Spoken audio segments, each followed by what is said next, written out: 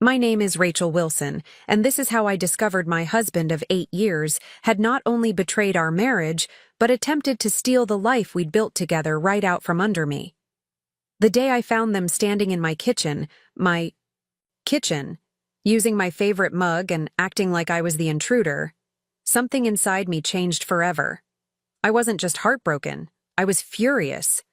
And that fury, it saved me. Before we jump back in, tell us where you're tuning in from. And if this story touches you, make sure you're subscribed, because tomorrow I've saved something extra special for you. It started on what should have been an ordinary Tuesday.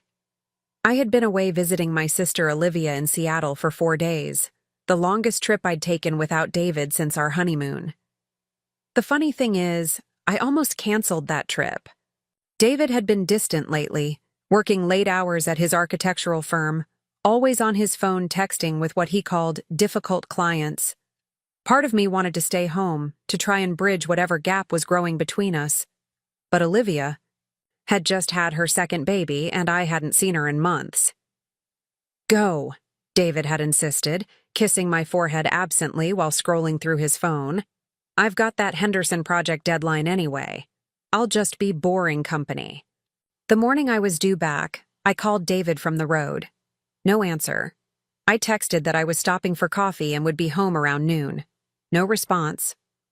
It wasn't unusual these days. He was always in meetings or on calls. But something felt different this time. Heavier. Like the air before a storm. I pulled into our driveway at 12:17. Our home, a beautiful Craftsman we'd purchased 3 years ago, sat under the shade of 2 massive oak trees. David and I had spent countless weekends painting, renovating, and turning it into exactly what we wanted. The garden boxes on the porch were my pride and joy, the blue front door his choice. Every inch of this place had our fingerprints on it. I noticed it immediately, a sleek silver BMW in the driveway that didn't belong to either of us. A client meeting at home, maybe? But David's meetings were always at the office or at construction sites, never here. I grabbed my overnight bag and walked up the steps to the porch. Through the window, I could see movement in the kitchen. I put my key in the lock, turned it, and stepped inside. What I saw stopped me cold. David was leaning against our kitchen island, coffee mug in hand, laughing. Across from him stood a woman I'd never seen before, tall, blonde, maybe early 30s. She was wearing a silk robe.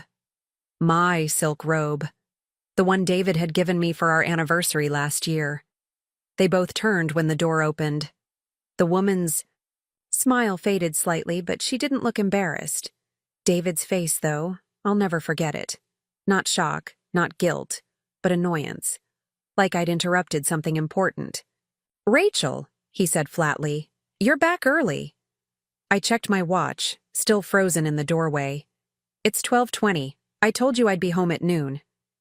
The woman set down her coffee, in my favorite mug, the handmade ceramic one with the little birds, that my mother had given me before she passed, and extended her hand. "You must be Rachel. I'm Megan. David's told me so much about you." I didn't take her hand. I looked at David, waiting for an explanation that would make sense of this bizarre scenario unfolding in my kitchen. "Why don't you put your bag down?" David said, not quite meeting my eyes. "We should talk." I did put my bag down, but only because my arm was starting to ache from the weight. "Who is this?" I asked, my voice surprisingly steady. "And why? Is she wearing my robe?"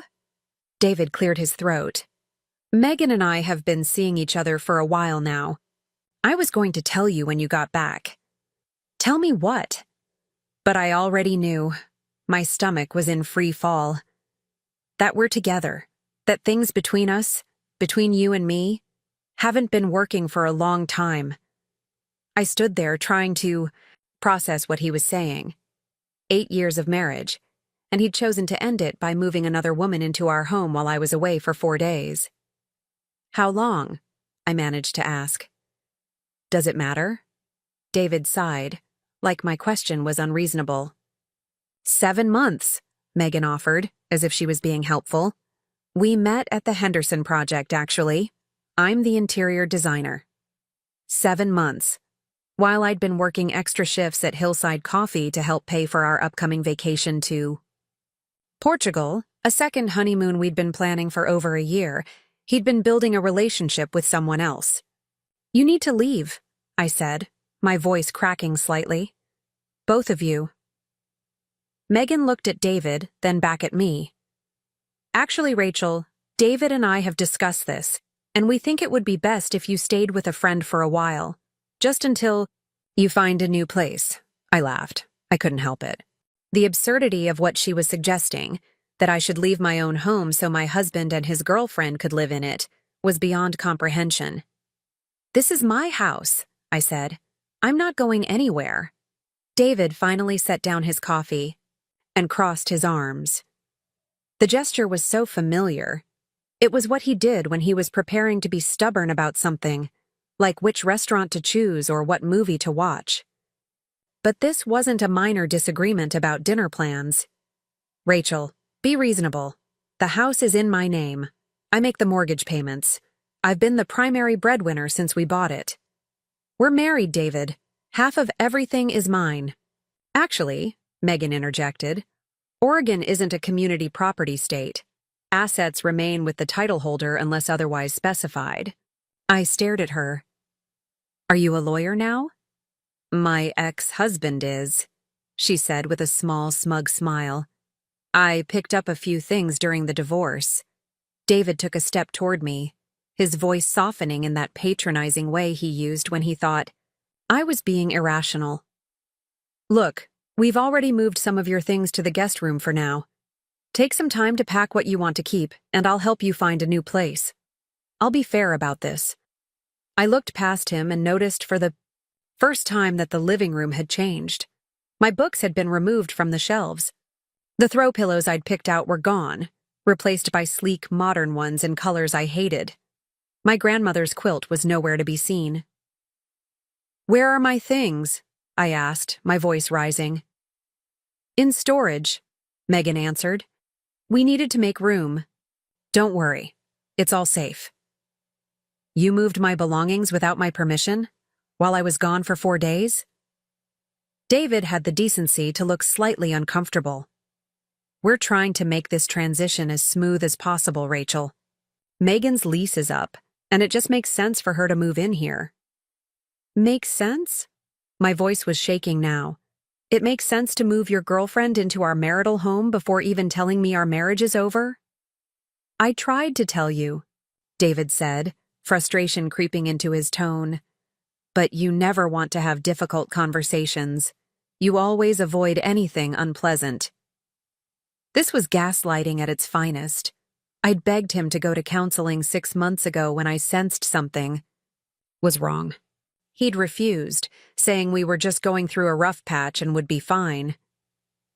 I want you both out of my house, I said, pulling my phone from my pocket.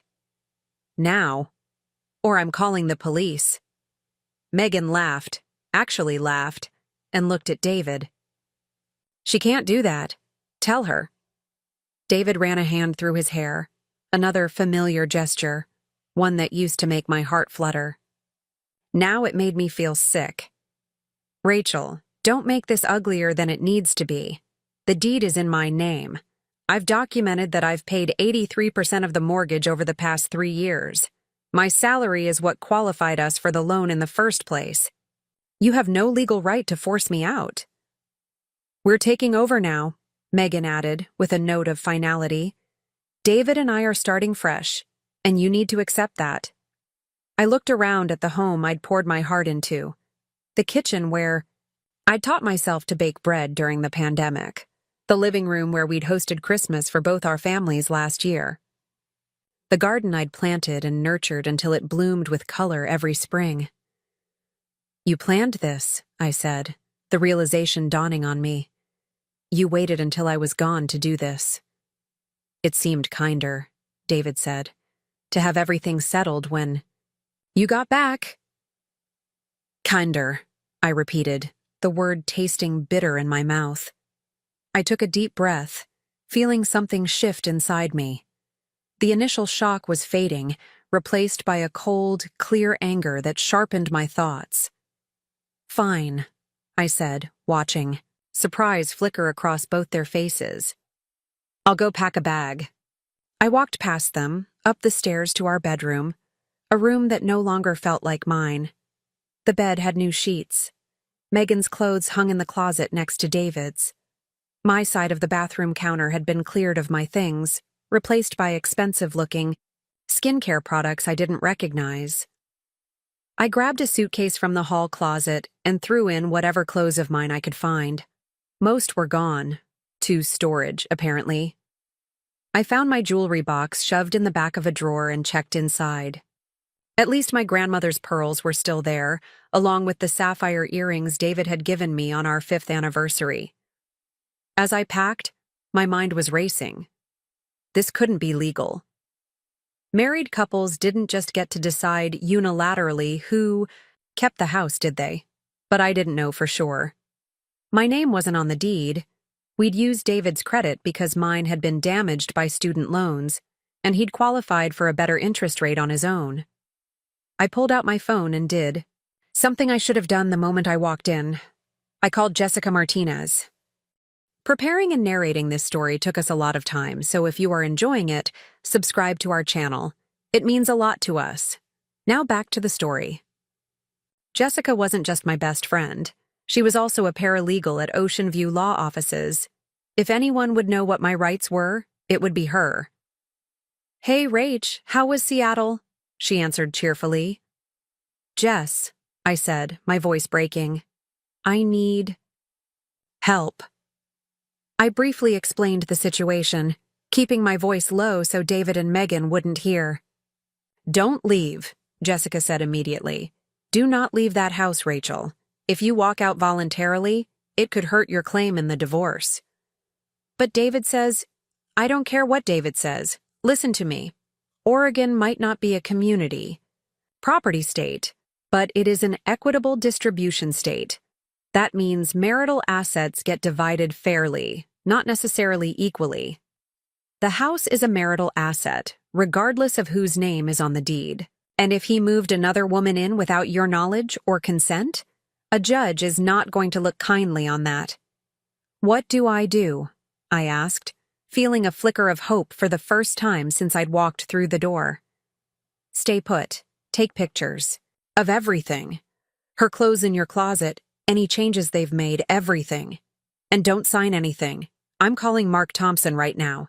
He's the best divorce attorney at our firm. I can't afford— He owes me a favor. Just don't leave, Rachel, promise me." "I promise," I said, feeling strength returning to my voice. "I'll be there in 30 minutes, Jessica said, and hung up. I finished packing the suitcase, not because I was leaving, but because I wanted to appear cooperative for now. I took pictures of everything: the changed bedroom, Megan's clothes, the altered living room, even the coffee mugs they'd been drinking from when I arrived. Then I went back downstairs, suitcase in hand. David and Megan were sitting at the kitchen island, heads close together, whispering. They looked up when they saw me, relief evident on both their faces. "I've called a lawyer," I said calmly. "He's on his way over now. I'm not leaving this house, David. Not today, not tomorrow, not until a court tells me I have to." The smug expression slid off Megan's face. David stood up, anger flashing in his eyes. "Don't be dramatic, Rachel. You can't afford a lawyer." "Actually, I can. And according to her, I have every right to stay in my marital home, regardless of whose name is on the deed." "This is ridiculous," Megan said, standing as well. "We were trying to be reasonable." "Reasonable would have been telling me to my face that our marriage was over. Reasonable would have been not moving your girlfriend into our home while I was away for 4 days." "Reasonable," I said, my voice gaining strength with each word, "would have been respecting the 8 years we spent building a life together. David." David's face darkened. I recognized the expression. It was the one he wore when someone challenged his authority at work. If that's how you want to play this, fine. But don't expect me to make this easy for you. I set down my suitcase. I'm not going anywhere. And for the first time since I'd walked into my changed home, I felt like I might actually be able to fight for what was mine. When Jessica arrived 30 minutes later, she wasn't alone. Mark Thompson, a distinguished-looking man in his 50s, with salt-and-pepper hair and a no-nonsense demeanor, accompanied her. David and Megan had retreated to the backyard patio, shooting dark looks through the glass doors as my reinforcements arrived. "Where are they?" Mark asked after brief introductions. "Outside," I said, gesturing to the patio. "They've been out there since I told them I wasn't leaving." Mark nodded approvingly. "Good. Now, Jessica filled me in on the basics, but I need you to start from the beginning. When did you learn about the affair?" "About an hour ago," I said, still barely able to believe it myself. "I just got back from visiting my sister, and they were here, acting like they owned the place." Mark's eyebrows shot up. "He moved another woman into your marital home without your knowledge or consent, while you were away for a brief family visit." When he put it like that, the audacity of what David had done seemed even more staggering. "Yes. And they've moved my things to storage, changed the decor. They had the nerve to suggest I should find somewhere else to live." Mark's expression hardened. "Mrs. Wilson, I want you to know that what your husband has done here is not just morally reprehensible, it's legally questionable. Oregon courts take a dim view of spouses who attempt to force their partners out of the marital home, especially through deceptive means." For the first time since walking through my front door, I felt something like hope. "So I can stay?" "Not only can you stay, I strongly advise that you do. Abandonment of the marital home can complicate property division later." I glanced toward the patio where David was pacing, phone to his ear, probably calling his own lawyer. "What about her?" I asked, nodding toward Megan. "Can I make her leave?" Mark considered this. "That's trickier. Your husband has the same right to occupy the marital home as you do, and as the title holder, he could technically invite guests. But," he added, seeing my face fall, "we can petition the court for exclusive use of the marital home pending divorce proceedings, especially given the circumstances." Jessica, who had been taking notes, looked up. "What Rachel needs right now is leverage, right? Something to make David reconsider this whole situation?" Mark smiled slightly. "Precisely, and I believe we have it. Mrs. Wilson, would you be willing to show me around the house? I'd like to document the current state of things." I gave them a tour, pointing out all the changes that had been made in my absence. Mark took pictures with his phone, occasionally asking questions about when we'd purchased various items or who had paid for what. When we reached the office, a small room off the main hallway, Mark paused. "Does your husband keep important documents in here?" "Yes," I said, "in the filing cabinet and on his computer. With your permission, I'd like to take a look at any financial records, property documents, anything related to your joint assets." I hesitated only briefly. The David I thought I knew, the man I'd trusted with my heart and future, was gone. In his place was someone calculating and cruel, who had planned this ambush down to the last detail. "Go ahead," I said. Mark spent the next 20 minutes going through the filing cabinet while Jessica continued to document the house. I sat, at the desk, feeling strangely detached, as if this were happening to someone else. "Mrs. Wilson," Mark said suddenly, his voice sharp with interest, "when did you and your husband refinance the mortgage?" I looked up, confused. "We didn't." He held up a document. "According to this, the mortgage was refinanced last month. And look at this." He pointed to a line on the paper. I leaned forward, scanning the document, and there it was, my signature. Except it wasn't my signature at all. It was close, but the R in Rachel was all wrong, and I never looped my L's that way. I didn't sign this, I said, my voice barely above a whisper. That's not my signature. Mark and Jessica exchanged a significant look. Are you certain? Mark asked. Absolutely certain. I would remember refinancing our mortgage, and that's not how I signed my name. Mark carefully placed the document in his briefcase. Mrs. Wilson, if what you're saying is true, and I have no reason to doubt you, then this could constitute mortgage fraud. That's a serious offense. I felt sick. David forged my signature? Why would he do that? We'd need to investigate further, but my guess would be to extract equity from the home, possibly to finance whatever he's planning next. The important thing is, this gives us considerable leverage. Just then, we heard the sliding glass door open and footsteps approaching the office. David appeared in the doorway, his expression thunderous. What the hell do you think you're doing? He demanded. You can't just go through my private files. Mark stood, his demeanor calm but authoritative. Mr. Wilson, I'm Mark Thompson, representing your wife in your upcoming divorce proceedings. I should inform you that we've discovered some concerning documentation that suggests potential mortgage fraud. The color drained from David's face. You have no right.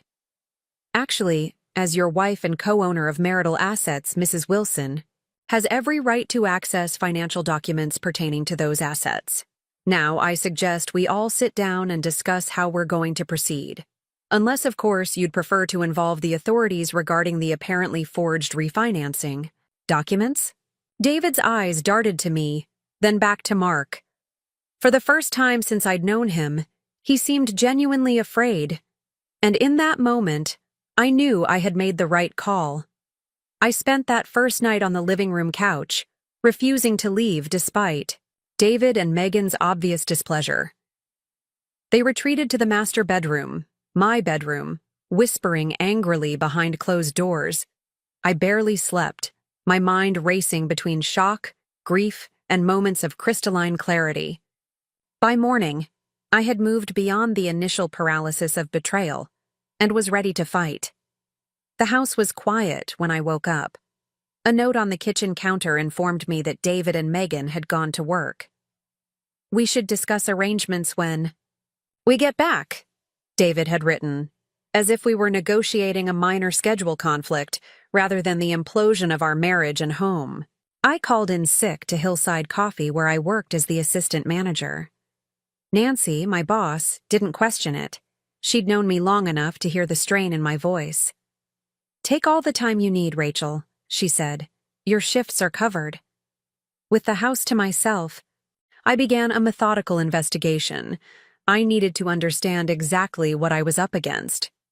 First, I went back to the office where Mark had discovered the refinancing documents. I wasn't a financial expert, but even I could see something was off.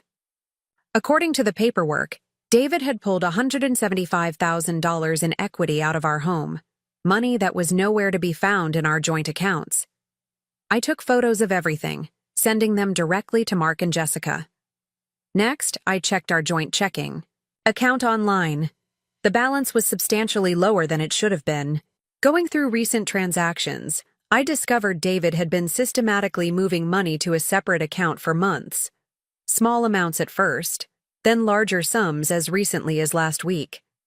By my calculation, he'd diverted nearly $30,000. My hands shook as I forwarded the account statements to Mark.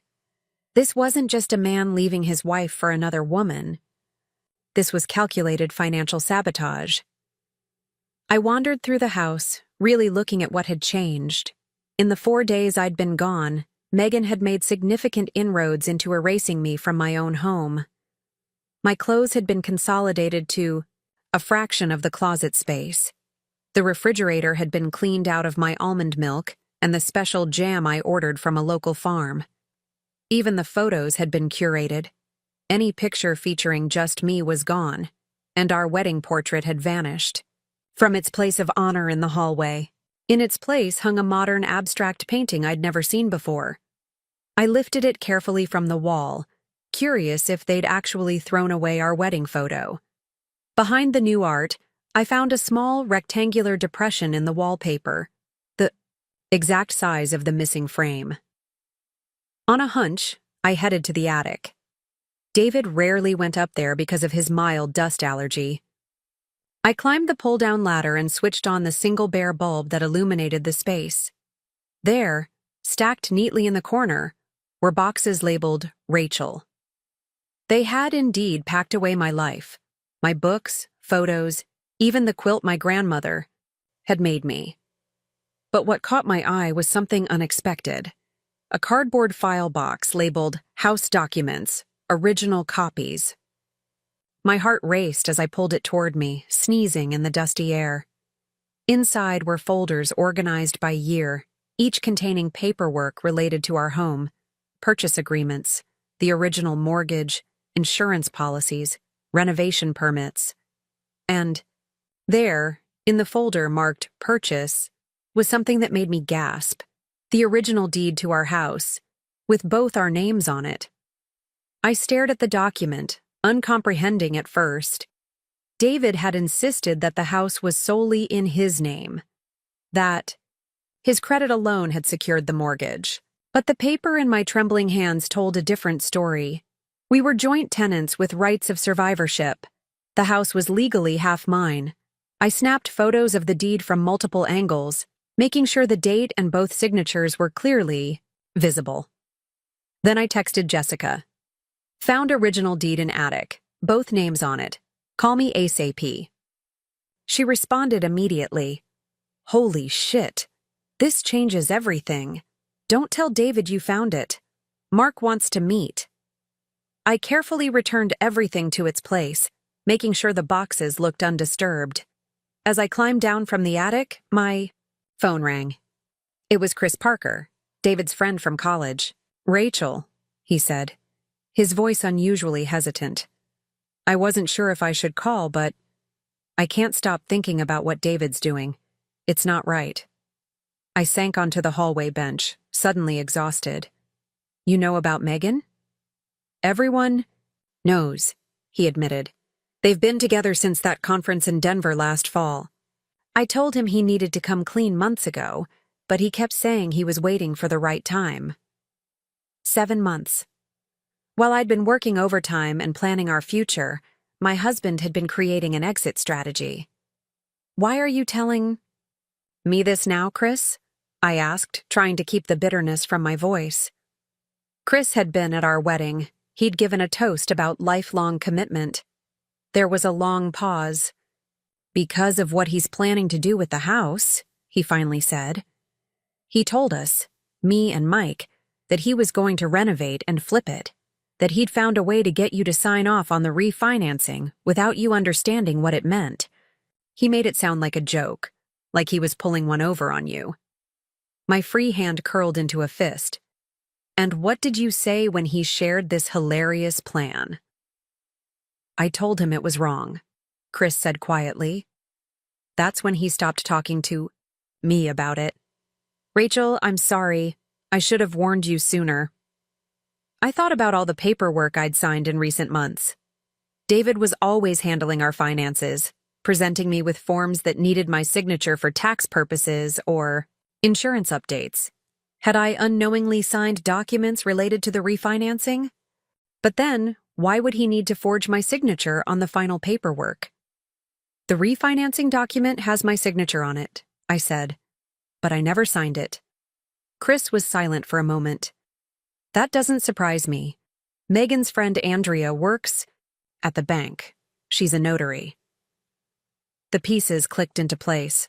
With a friendly notary willing to look the other way, David could have easily submitted forged documents. My signature on the refinancing papers wasn't just inaccurate, it was fraudulent. I need to go, I said suddenly. Thank you for calling, Chris. Rachel, he said before I could hang up. Be careful. David's. He's not the guy we thought he was. After ending the call, I sat motionless for several minutes, processing the layers of betrayal. David hadn't just fallen for someone else. He'd orchestrated a complex plan to claim our home and a substantial portion of our assets, all while keeping me in the dark. I forwarded the photos of the deed to Mark, along with Chris's information, in case a witness became necessary. Then I made another decision. I needed allies in this neighborhood, people who might notice if things escalated. My first stop was next door, where Eleanor Johnson had lived for 40 years. Mrs. Johnson was in her 70s, sharp as a tack, and missed nothing that happened on our street. She answered the door in her gardening apron, secateurs in hand. "Rachel, dear, what a nice surprise! Come in, come in." Her cozy living room smelled of cinnamon and old books. I declined her offer of tea, unsure how to begin. "Mrs. Johnson," I said finally, "I'm having some marriage problems. David has moved another woman into our house." Her expression didn't change. "I know, dear. The blonde in the BMW. Arrived with quite a lot of luggage yesterday. I thought perhaps she was a relative." "She's not," I said, grimly. "She's the woman David has been seeing behind my back. They're trying to force me out of my own home." Mrs. Johnson set down her secateurs with deliberate care. "Are they now?" The steel in her voice reminded me that this gentle-looking lady had been a corporate attorney before retirement. "I'm not leaving," I assured her. "But I wanted you to know what's happening. If you see anything unusual, or if it seems like there's trouble." "I understand completely," she said, patting my hand. "I'll keep an eye out. And Rachel? My late husband was a locksmith. I still have his tools and quite a good memory for how to use them. If you need any locks changed, you just let me know." I left Mrs. Johnson's house feeling marginally better. Having an ally next door, one who wouldn't hesitate to call the police if necessary, was reassuring. My next stop was across the street, where Sam Cooper was working on her garden. Sam and her wife had moved to the neighborhood around the same time as David and me, and we'd become casual friends, often sharing garden cuttings and recipes. Sam looked up as I approached, pushing her sun hat back. "Hey, Rachel, how was your sister's?" "Olivia's fine," I said, then hesitated. "Sam, I need to tell you something, and it's complicated." By the time I finished explaining, Sam was visibly angry. "That absolute bastard," she spat. "And he moved her in? While you were gone? Who does that?" "Apparently my husband," I said, attempting a wry smile. "What can I do?" she asked immediately. "You need a place to stay? Because our guest room is yours as long as you need it." The offer touched me deeply. "Thank you, but I'm staying put. My name is on the deed. But if you and Kate could just be aware, keep an eye out." I don't think David would ever get physical, but... "Say no more," Sam said firmly. "Kate and I will be on alert. And Rachel, document everything. Every conversation, every interaction. You never know what might be important later." It was solid advice. When I returned home, I started a detailed log and a password-protected document on my laptop, beginning with my return home the previous day and including my conversations with Mrs. Johnson and Sam. I was finishing up when my phone buzzed with a text from Jessica. "Mark can meet at his office at 4, bringing a forensic accountant colleague. This is big." I glanced at my watch. Just after 2 p.m. I had time to shower and change before heading to Ocean View Law offices. As I stood under the hot water, I felt some of the tension leave my body. For the first time since walking in on David and Megan, I felt like I might have the upper hand. I chose my outfit carefully. A charcoal pencil skirt and ivory blouse I'd worn to job interviews, understated pearl earrings, and my most comfortable heels. War paint, of sorts. Looking put together helped me feel put together, and I needed every advantage. As I was about to leave, I hesitated by the master bedroom door. I hadn't been inside since yesterday's initial shock. Taking a deep breath, I pushed it open. The transformation was jarring. Megan's influence was everywhere, from the new bedding to the reorganized dresser tops. My side of the closet had been reduced to a few items, while her clothes dominated the space. On what had been my nightstand, all traces of me were gone, replaced by her phone charger, a stack of design magazines, and a framed photo of her and David at what looked like a restaurant opening. I picked up the photo, studying it. They were dressed formally, champagne flutes in hand, beaming at the camera. David's arm was around her waist in a gesture of easy intimacy that made my stomach clench. According to the subtle date stamp in the corner, the picture had been taken 4 months ago, while David and I were still planning our summer vacation and discussing whether we were ready to start trying for a baby. I set the photo down carefully, resisting the urge to smash it against the wall. Instead, I opened David's sock drawer, where he always kept emergency cash. As expected, the envelope was there, but when I opened it, I found only $20 instead of the usual few $100s. I checked his other hiding spots, the hollowed-out book on his nightstand, the compartment in his watch case. All empty. He was preparing for war, too. I took one last look around the changed bedroom, then grabbed my purse and headed for the front door. As I was locking up, I noticed a car slowing in front of our house. Megan's silver BMW. She must have forgotten something. I straightened my shoulders and walked to my car, forcing myself to move unhurriedly. Megan rolled down her window as I reached the driveway. "Going somewhere?"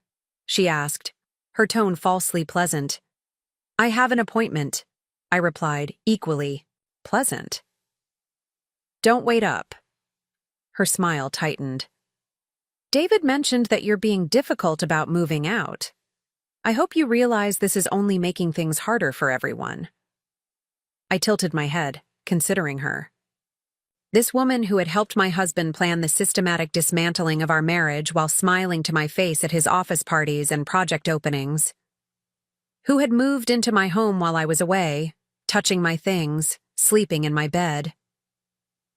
"Megan," I said calmly, "I understand that you think you've won, that you and David have this all figured out, but let me be very clear, you have no idea what's coming." Her composure slipped, just for a second. "Is that a threat?" "Not at all," I said, opening my car door. "It's a promise. Enjoy your afternoon." As I drove away, I caught a glimpse of her in my rearview mirror, phone all ready to her ear, calling David, no doubt. Good. Let them worry. Ocean View law offices occupied the top 2 floors of a sleek building overlooking the harbor. The receptionist directed me to a conference room where Mark, Jessica, and a woman I didn't recognize were waiting. Mark rose to greet me, his expression serious but confident. "Mrs. Wilson, thank you for coming in. This is Diane Matthews, a forensic accountant who consults with our firm." Diane, a striking woman in her 40s with salt and pepper hair cropped close to her head, shook my hand firmly. "Ms. Matthews, please. I've been reviewing the financial documents you forwarded. You've been very thorough." We settled around the conference table, which was covered with printouts of the materials I'd sent, bank statements, the refinancing documents, photos of the original deed. "Before we begin," Mark said, "I want to confirm something. You had no knowledge of your husband removing $175,000 in equity from your home?" "Absolutely none," I said firmly. "And I never signed that refinancing document." Mark nodded. "And you discovered the original deed today, showing joint ownership of the property?" "Yes. It was in the attic, in a box of original house documents. Yet your husband claimed the house was solely in his name and that he'd made most of the payments." "He did. And until today, I believed him. David always handled our finances." I felt a flush of embarrassment. I trusted him. Diane spoke up. "That's not uncommon in marriages, Ms. Wilson. One partner often takes the lead on financial matters. The problem arises when that trust is abused." Mark spread out several documents. "Based on what we've gathered, your husband has engaged in several potentially illegal activities. First, the forged refinancing document. Second, the systematic diversion of marital assets to hidden accounts. Third, misrepresentation of property ownership with intent to deprive you of your legal share. What does this mean? I asked, trying to absorb it all. It means, Jessica said, leaning forward, that David is in serious trouble. Mark nodded. We have several options. We could file for divorce immediately, citing fraud and financial misconduct. We could pursue criminal charges related to the forgery. Or, he paused, we could use this information as leverage to negotiate a settlement that's very favorable to you. I want my house, I said immediately. And I want him to pay for what he's done. That's certainly achievable, Diane said. Based on my preliminary analysis, your husband has diverted approximately $215,000 in joint assets over the past 7 months, including the home equity and funds from your shared accounts. The figure stunned me into silence. David and I weren't wealthy. We lived comfortably on our combined incomes, but $215,000 represented years of savings and hard work. Where did it all go? I finally managed to ask. Diane consulted her notes. Some went to a new account in his name only. Some appears to have been spent on travel, restaurants, gifts, presumably for his girlfriend, and a substantial amount, about $50,000, was transferred to an LLC registered 2 months ago.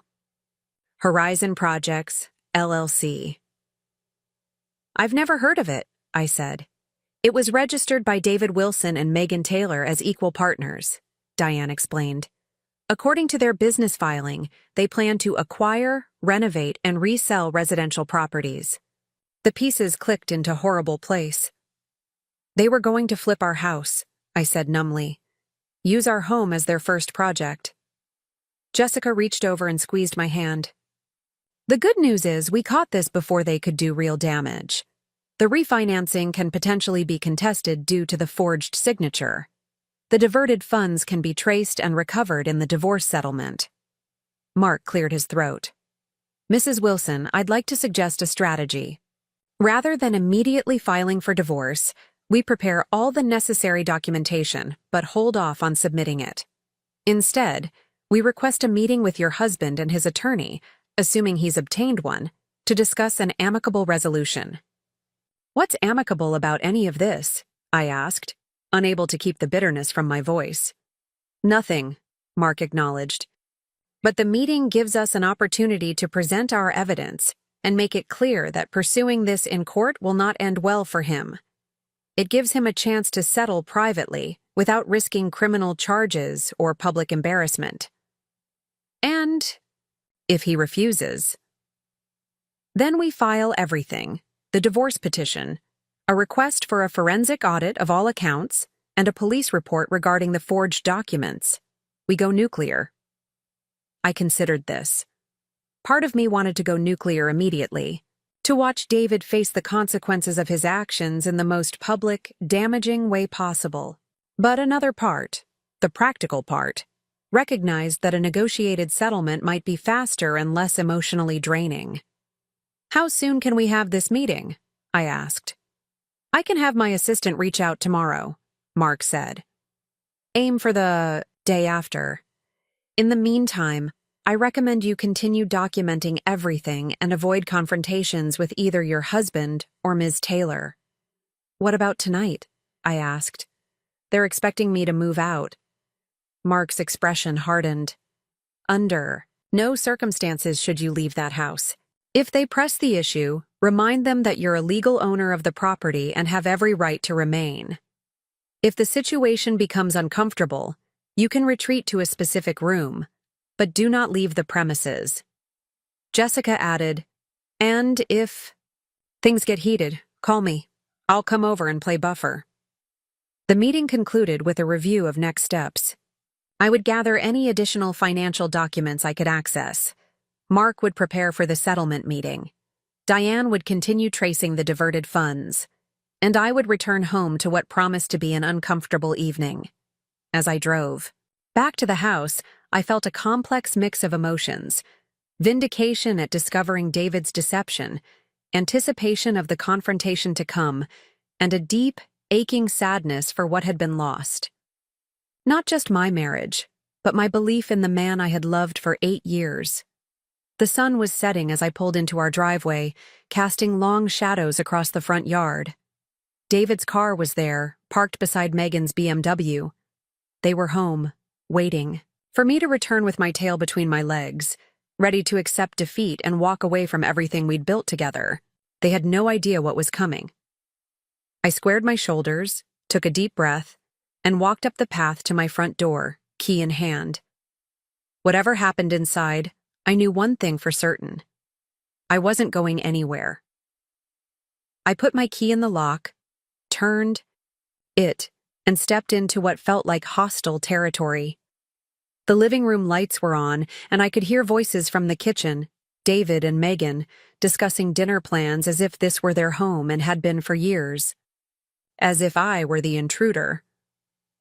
I set my purse down deliberately, making enough noise that they would know I had returned. The conversation in the kitchen stopped abruptly. After a moment, David appeared in the doorway, his expression carefully neutral. "You're back," he said flatly. "I live here," I replied, keeping my voice even. "Where else would I go?" Megan appeared behind him, wineglass in hand. "We thought you were staying with a friend tonight." "I never said that." David sighed, running a hand through his hair in that familiar gesture that once made my heart flutter. Now it just reminded me of his dishonesty. "Rachel, be reasonable. This situation is uncomfortable for everyone. Wouldn't it be easier if you stayed somewhere else while we sort things out?" "Easier for whom?"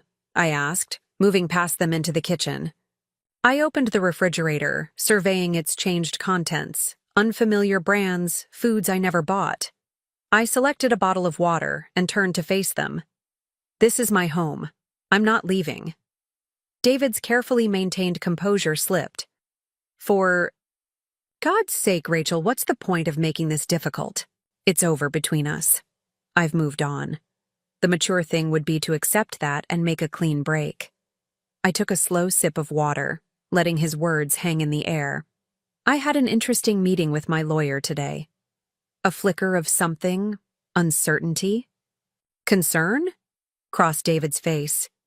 "You hired a lawyer?" "Mark Thompson. Perhaps you've heard of him? He specializes in high-conflict divorces involving financial misconduct."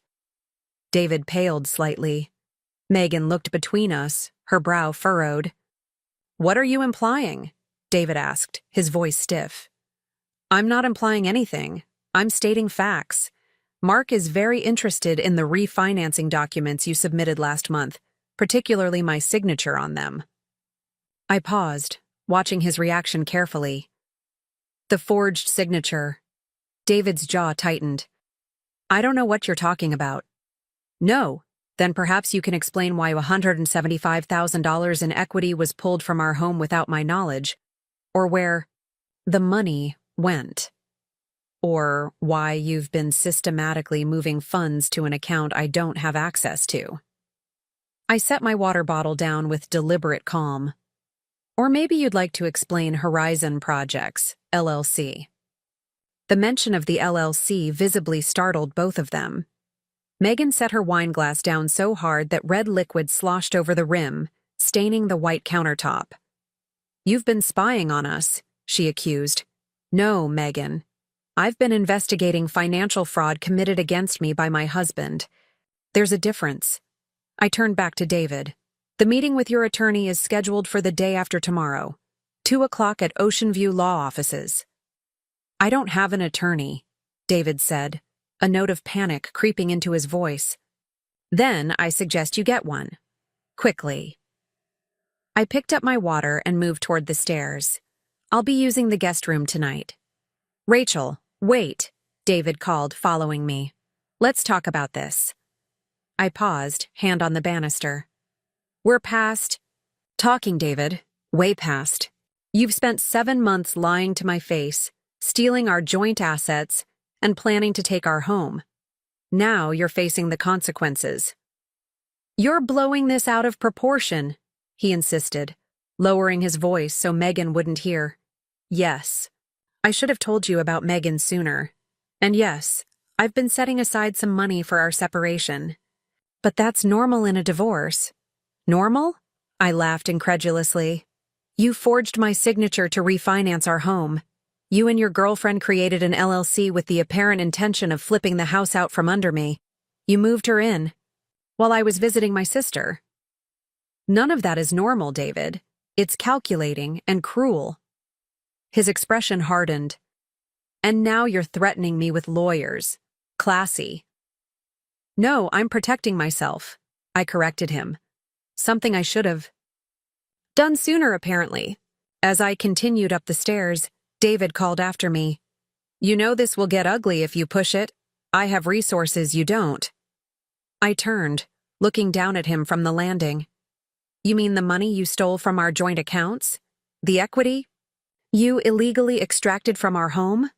Those resources? For once, David had no ready response. I continued to the guest room, closed the door firmly behind me, and allowed myself, finally, a moment of triumph. The look on his face when I mentioned the LLC had been worth every second of this horrible day. But my victory was short-lived. 20 minutes later, as I was unpacking the few belongings I'd managed to gather from around the house, my phone pinged with a text from my sister. Rachel, what's going on? David just called Olivia's husband, Josh, saying you're having some kind of breakdown, said you're making wild accusations and refusing to leave the house. Are you okay? I stared at the message, a fresh wave of anger washing over me. Of course, David would start damage control by spinning the narrative, make me sound unhinged, unreasonable. I called Olivia immediately. I'm fine, I said when she answered. Better than fine, actually. David's panicking because I caught him. Caught him doing what? Josh said David sounded really worried about you. I explained everything. The affair, the moved-in girlfriend, the financial deception, my meeting with the lawyer. By the time I finished, Olivia was speechless. That absolute monster, she finally managed. I'm coming over. No, don't, I said quickly. That's exactly what he wants. To make this seem like a situation so dire that my family needs to intervene. I have this under control, Liv. Are you sure? Because I can be there by morning. I'm sure. The meeting with the attorneys is day after tomorrow. Can you do me a favor? Call Mom and Dad before David does. Tell them what's really happening. Of course. And Rachel, I'm so sorry. After hanging up, I sent a quick text to Jessica, updating her on the confrontation with David. She responded immediately. He's panicking. Good. Sleep with your door locked tonight. It was solid advice. I checked that the guest room door could indeed be locked from the inside, then changed into pajamas and tried to settle in for what promised to be a restless night. Sleep eluded me. I could hear David and Megan moving around. Downstairs, the murmur of tense conversation, the occasional raised voice, the sound of a phone call being made. I resisted the urge to go downstairs and eavesdrop. Whatever they were planning, I would find out soon enough. Around midnight, I received an email notification that chilled me. David had canceled our joint credit card, the card I'd used for years. The one linked to my Amazon account, my monthly subscriptions, my auto payments for car insurance. With a few clicks, he'd cut off another piece of my financial life. I forwarded the cancellation notice to Mark and added it to my growing documentation file. Then I opened my banking app to check our joint checking account, the one that held my direct deposits from Hillside Coffee. The balance showed 0. My hands shook with anger as I typed a message to Mark. He's emptied our joint checking account. All my earnings from the coffee shop were deposited there. Mark's response came quickly, despite the late hour. Document everything. We'll add it to the list for the meeting. Do you have access to any other funds? I did. Barely. A personal savings account I'd opened after my mother had insisted every woman should have her own money, just in case. I'd been depositing small amounts from each paycheck for years, building what I'd thought of as a vacation fund. Now it would be my survival fund. I didn't sleep at all that night. Instead, I made lists, accounts to check, subscriptions to cancel, and reestablish bills coming due that I needed to address. I was essentially starting from financial scratch at 34, with a husband who seemed determined to leave me with nothing. When morning came, I was exhausted, but resolute. I waited until I heard both David and Megan leave for work, then ventured downstairs. The kitchen was immaculate, cleaner than I'd ever seen it during my marriage. Megan's influence, no doubt. I made coffee and checked my phone. Olivia had texted to confirm she'd spoken with our parents. "They're furious on your behalf," she wrote. "Dad wants to drive down there and have a word with David, but I talked him out of it." That made me smile, imagining my mild-mannered father confronting David. He'd probably just lecture him about honesty and responsibility, but the thought was comforting nonetheless. With the house to myself, I continued my inventory. I went through every room, photographing the changes, noting what was missing or altered. In the master bathroom, I discovered all my expensive skincare products had been replaced by Megan's even more expensive ones. My favorite perfume, a gift from David on our 5th anniversary, was gone. In our bedroom closet, I found a memory box I'd kept throughout our marriage. It contained movie ticket stubs, dried flowers from special occasions, handwritten notes. David had left me over the years. The box was still there, but when I opened it, I discovered it had been emptied. Every physical reminder of our happy moments, gone. That hurt more than the financial manipulation. David hadn't just moved on. He was actively erasing our history together. I put the empty box back and continued my survey. In David's home office, I found a stack of mail that had been delivered during my absence. Bills, mostly, but also a thick envelope from a bank I didn't recognize. It had been opened, but the contents were missing. I noted it in my documentation file, then checked my personal email. There was a message from Mark's office confirming tomorrow's meeting and asking me to arrive 30 minutes early to review strategy. Another from my boss at Hillside Coffee checking in, and a third from an email address I didn't recognize, with the subject line, "You should know." I hesitated before opening it. Anonymous emails rarely brought good news, but my curiosity won out. "Rachel," it began, "you don't know me, but I work with Megan at Taylor Design Group. What David and Megan are doing to you is wrong. You should know they've been planning this for months. Megan has been bragging about how they're going to renovate their house once you're gone. She even has mood boards and material samples picked out. I'm sorry to be the bearer of bad news, but I thought you deserved to know how calculated this whole thing has been. A concerned observer." I stared at the screen, my coffee growing cold beside me. This unknown ally had just provided another piece of evidence confirming the premeditation behind David and Megan's actions. I forwarded the email to Mark, then replied to the sender, "Thank you for your honesty. If you have any other information that might help me, I would be grateful." Within minutes, a response arrived. "I'll keep my eyes open. Megan keeps a folder of house plans on her desk. She calls it the Takeover Project. Not subtle, but she thinks it's funny." My jaw clenched. The Takeover Project. They had made a game of destroying my life. I replied again. "If you can send any photos or documents from that folder, it would help my case enormously." "I'll see what I can do," came the response. "Be careful, Rachel. Megan isn't as nice as she pretends to be." A chill ran through me.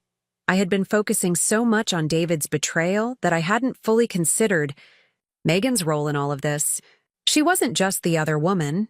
She was an active participant in the scheme to push me out of my home and life. I spent the rest of the morning updating my documentation and preparing for tomorrow's meeting. Around noon, My phone rang. An unknown. Hello. Mrs. Wilson? This is Andrea Briggs from First National Bank. The name rang a bell. Chris had mentioned an Andrea who worked at a bank and was friends with Megan. I'm calling about some concerns with recent transactions on your joint account with David Wilson. I sat up straighter. What concerns? There was a large withdrawal yesterday evening that triggered our fraud prevention system.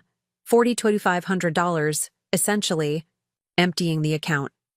It was conducted in person by Mr. Wilson, but given the unusual nature of the transaction, we're required to verify with all account holders.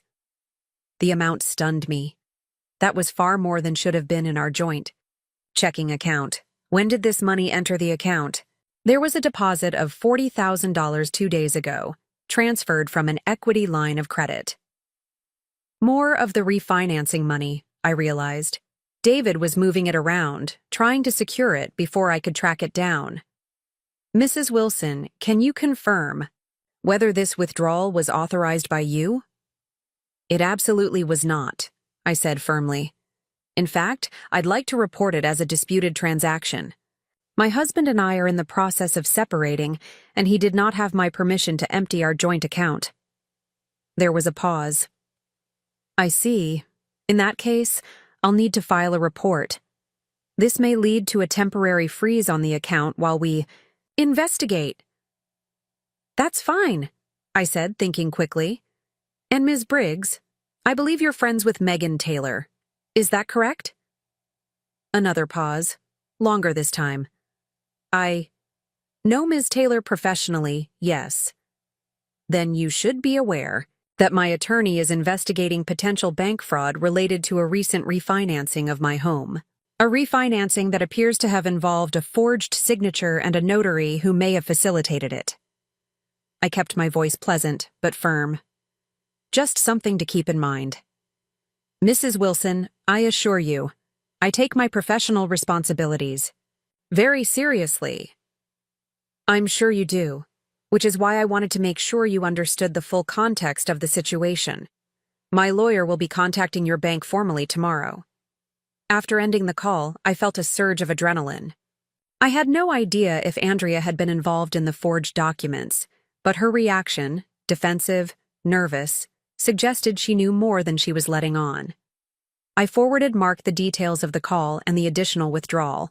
Then I checked. The time just after 1 p.m. David would typically be in meetings all afternoon, but I decided to text him anyway. Just got a call from the bank about your $42,500 withdrawal. I've disputed the transaction as unauthorized. The account is now frozen pending investigation. His response came almost immediately. You're making a huge mistake. No, David. You made the huge mistake. Several, actually. Starting with underestimating me. I set my phone down, half expecting it to ring with an angry call from him. Instead, a few minutes later, I received an email notification. David had shared a Google document with me titled Settlement Proposal. I opened it, curious. The document was brief and to the point.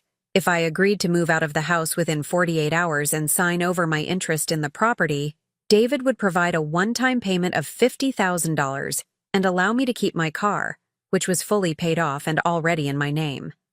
In exchange, I would agree not to pursue any claims related to the refinancing or other financial matters. It was insulting. He was offering me a fraction of what he'd already taken, in exchange for walking away from my home and my legal rights. I forwarded the document to Mark with a single word: thoughts. His response was equally concise. Desperation. He knows he's in trouble. I closed the document without responding and continued with my preparations. I printed bank statements, gathered what legal documents I could find, and packed an overnight bag, just in case I needed to leave quickly after tomorrow's meeting. Around 3 o'clock, there was a knock at the front door.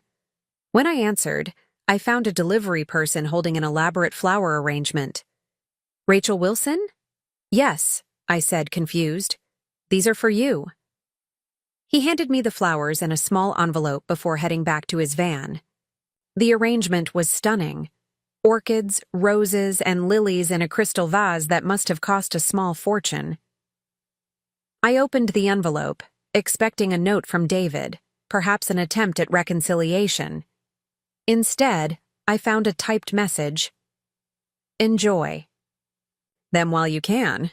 You won't be able to afford luxuries like these once we're done with you. There was no signature, but the message was clear. Intimidation. I photographed the flowers and the note, adding them to my documentation file. Then I took the entire arrangement next door to Mrs. Johnson. "These are lovely, Rachel," she said, admiring the flowers. "But why give them to me?" "They're from David, or more likely Megan." A not-so-subtle threat. I showed her the note. Mrs. Johnson's expression hardened. Disgusting. Some people have no class. She took the flowers and placed them on her hall table. "I'll enjoy them on your behalf, dear, and I'll keep the note as evidence." When I returned home, I found I had dozens of notifications on my phone. Emails, texts, missed calls. Had David escalated his campaign already? But when I checked, I discovered something unexpected. Every notification was from a different company: subscription services, online retailers, food delivery apps. Each message welcomed me to their service and thanked me for my order. Someone, David or Megan most likely, had used my email address to sign up for dozens of services, many with free trials that would convert to paid subscriptions if not canceled. It was a petty annoyance, designed to overwhelm me with digital clutter and potentially saddle me with unwanted charges. I took screenshots of everything, then methodically went through each notification, canceling subscriptions and reporting the signups as fraudulent. It took over an hour, but I was determined not to let them get away with even this minor harassment. As evening approached, I considered my dinner options. I wasn't eager to be in the kitchen when David and Megan returned from work, but I also refused to hide in the guest room like an unwelcome guest. This was my home, and I would not be intimidated out of its common areas. I decided on a simple pasta dish, something I could prepare quickly, but that would require me to occupy the kitchen for at least half an hour. A small act of resistance, claiming space in what increasingly felt like enemy territory. I was draining the pasta when I heard their cars pull into the driveway. Voices outside, then the front door opening. Footsteps in the hall, then silence, as they registered my presence in the kitchen. "What are you doing?" Megan asked, her voice sharp. "Making dinner," I replied without turning around. "There's enough for one if you'd like some, David. I remember how much you enjoyed my pesto." "No, thank you," he said stiffly. "We have dinner reservations." "Suit yourself." I continued preparing my plate, hyper-aware of them standing in the doorway, watching me. "Did you get the flowers?" Megan finally asked, her tone falsely casual. I turned, meeting her gaze directly. "I did. They're lovely. Mrs. Johnson is enjoying them right now." Confusion flickered across her face. "Who?" "Our neighbor. I gave them to her along with your charming note. She's keeping it for me. Evidence, you know." Megan's composure slipped. "I don't know what you're talking about." "No? The note threatening me? The one that came with the flowers you sent?" I tilted my head, watching her carefully. "Or perhaps you were referring to the dozens of subscriptions you signed me up for this afternoon. Also documented, by the way." David stepped forward, his face tight with anger. "That's enough, Rachel. Stop making accusations." "Oh, I'm just getting started with the accusations," I said calmly. "But I'll save the rest for tomorrow's meeting. I wouldn't want to spoil the surprise." I picked up my plate and moved toward the dining room. As I passed them, Megan grabbed my arm, her fingers digging in painfully. "You think you're so clever," she hissed, "but you have no idea who you're dealing with." I looked pointedly at her hand until she released me. "Actually, Megan, I know exactly who I'm dealing with. A woman so insecure that she needs to steal someone else's husband and home to feel validated. It would be sad if it wasn't so pathetic. Her face flushed with anger. You bit— Megan, David interrupted sharply. Let's go. We're going to be late. I continued to the dining room, my heart racing but my exterior calm. Behind me, I heard them arguing in hushed tones as they gathered their things and left. The front door slammed with unnecessary force. Only when their cars had pulled away did I allow myself to sit, my hands trembling slightly as I set down my plate. The confrontation had been brief but intense, and I knew it was only a prelude to what tomorrow would bring. I ate my dinner in silence, keenly aware of the empty chair across from me. 8 years of shared meals, conversations, laughter, gone in an instant. The house felt cavernous and cold without the warmth of the relationship I'd thought we had. But underneath the sadness, another emotion was growing stronger. Determination. David and Megan had tried to intimidate me with flowers, petty digital harassment, and now direct confrontation. None of it had worked. If anything, their tactics had only strengthened my resolve. Tomorrow, at the meeting with the attorneys, I would show them exactly what happens when you underestimate the woman you're trying to destroy. The morning of the attorney meeting dawned clear and bright, a stark contrast to the storm brewing inside me. I had barely slept, listening for any sound that might indicate David or Megan were trying something new. But the night had passed quietly, with only the occasional creak of the house to disturb the silence. I rose early, showered, and dressed, with care, a charcoal pencil skirt, cream blouse, and the pearl necklace my grandmother had given me on my wedding day. Armor of a different sort. My hair was pulled back in a sleek knot, makeup understated but flawless. I studied my reflection in the bathroom mirror, barely recognizing the determined woman staring back at me. The past few days had changed me, fundamentally. David and Megan were already in the kitchen when I came downstairs, engaged in hushed conversation that stopped abruptly when I appeared. David looked exhausted, shadows under his eyes suggesting he'd slept as poorly as I had. Megan, in contrast, was immaculately put together in a navy suit that probably cost more than a month of my salary at Hillside Coffee. Good morning, I said, my voice neutral as I moved past them to pour myself coffee. David cleared his throat. Rachel, about yesterday. Save it for the meeting, I cut him off, taking my coffee to the far end of the counter. I have nothing to say to either of you until our attorneys are present. You're being ridiculous, Megan snapped. This whole lawyer thing is an unnecessary drama. If you'd just accept David's settlement offer, we could all move on with our lives. I sipped my coffee, studying her over the rim of my mug. $50,000 for my half of a house worth over $700,000, plus my share of retirement accounts, joint savings, and 8 years of marriage? That's not a settlement offer, Megan. It's an insult. It's more than generous considering, she began, but David cut her off with a sharp look. We'll discuss it at the meeting, he said firmly, gathering his keys and briefcase. 2 o'clock, right? I nodded, feeling a small flicker of satisfaction at his obvious discomfort. I'll see you there. They left shortly after, the tension in the air so thick it was almost suffocating. Once alone, I allowed myself a moment of relief before texting Jessica to confirm our pre-meeting strategy session at 1:30. All set, she replied. Mark has some interesting updates, and don't worry, we're ready for whatever they throw at us. The morning passed in a blur of preparation. I gathered the last of my documentation, made copies of everything, and organized it all in a binder, for easy reference during the meeting. I also took time to call my boss at Hillside Coffee, explaining that I needed to extend my absence for a few more days. Nancy was understanding, as always. Take all the time you need, Rachel, she said. Warmly, your job will be waiting when you're ready to come back.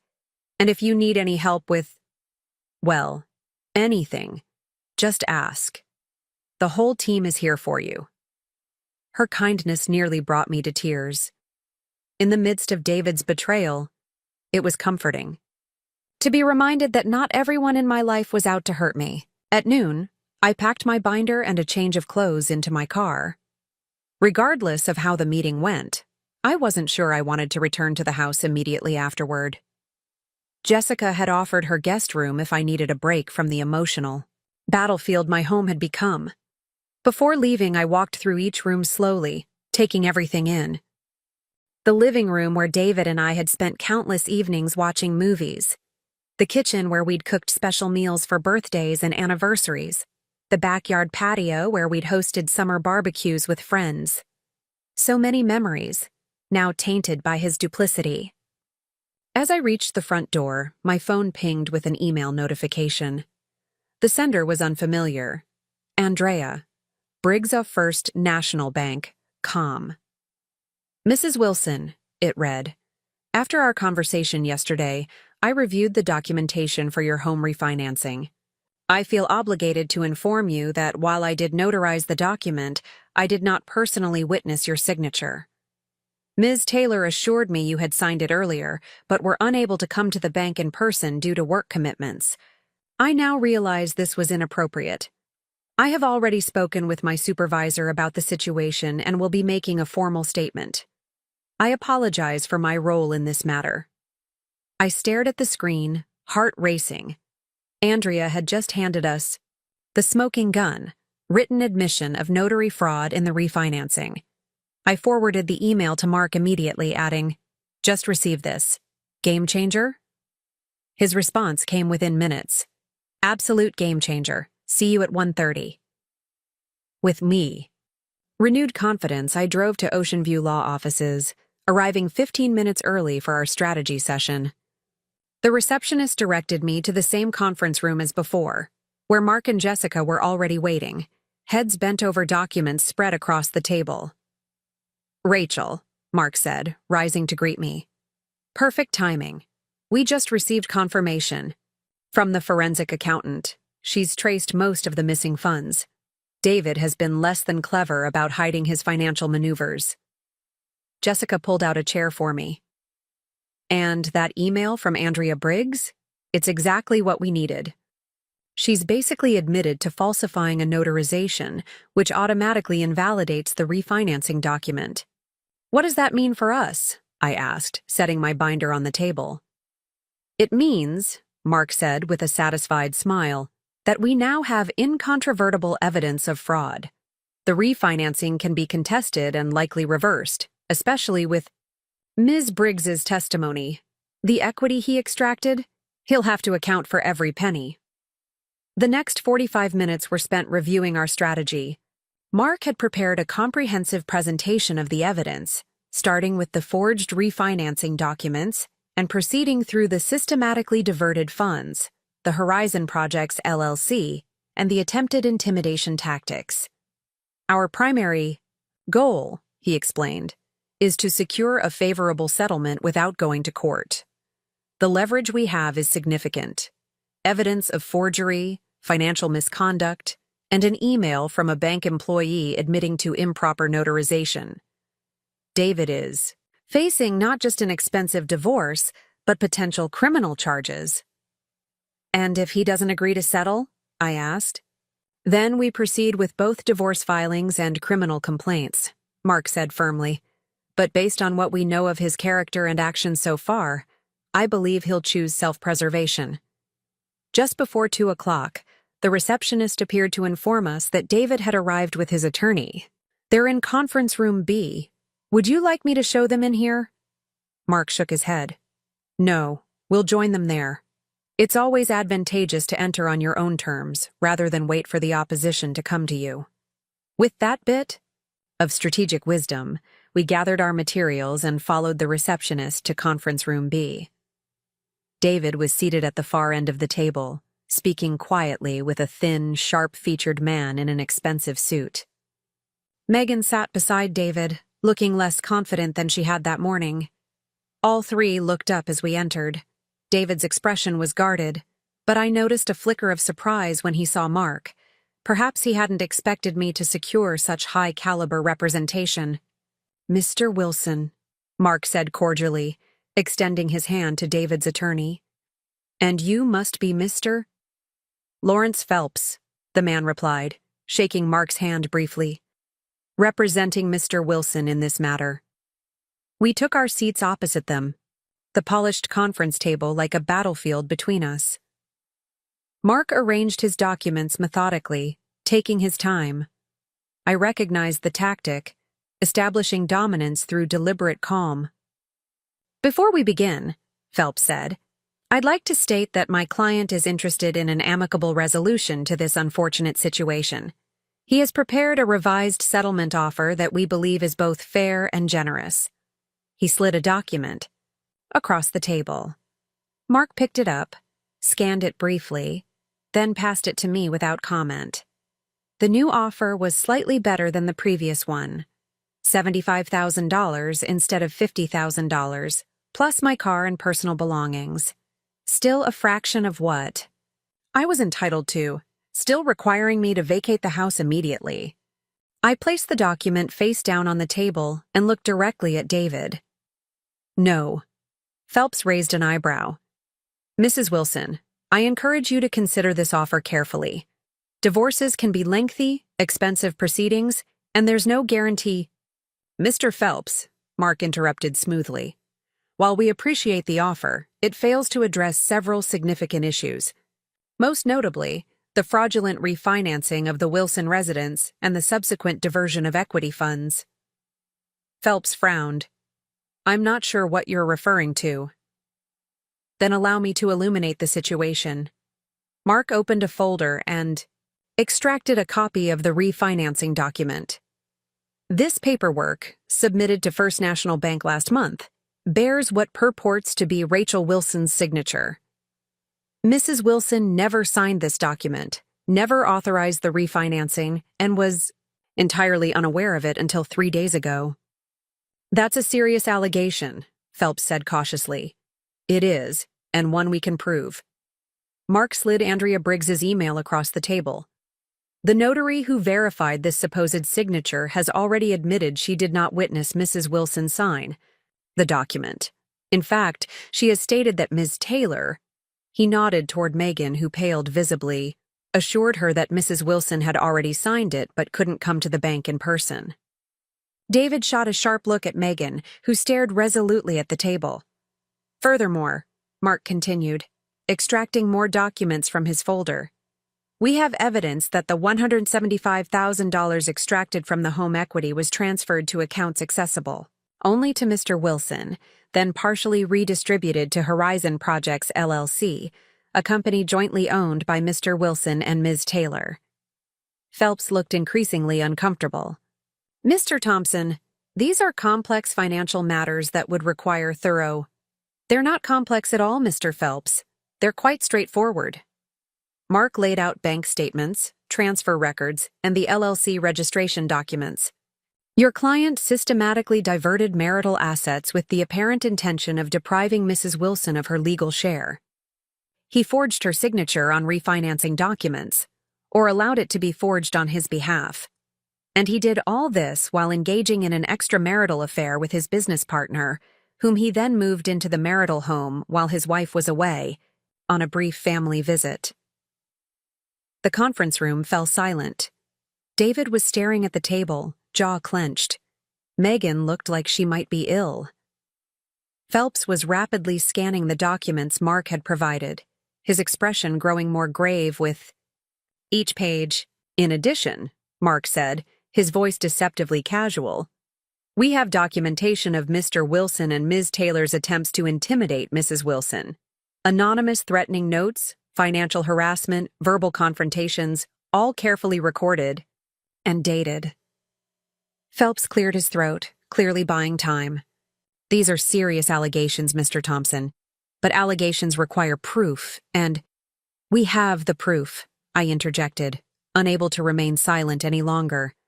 "Every document, every transaction, every threat.